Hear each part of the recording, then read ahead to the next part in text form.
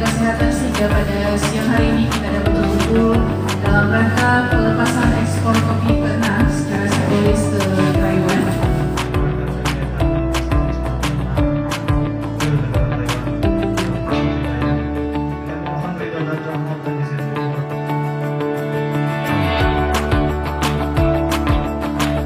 Ini adalah hasil dari kegiatan yang diberikan BI fasilitasnya sehingga kita bisa menciptakan kopi yang berkualitas dengan baik, dan pada sesi ini kita sudah mengekspor kopi yang ke-6 Amerika, dikelot jadi sedikit-sedikit, yang kedua ke Taiwan. Taiwan ini adalah juga negara kedua ke Taiwan, yang ketiga adalah ke Cina, Guangzhou.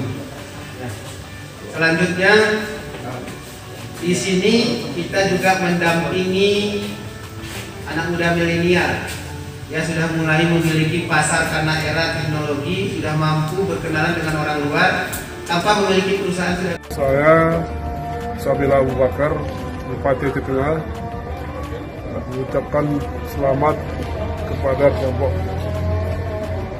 petani pesta yang telah mengekspor kopi ke-6 ke Taiwan.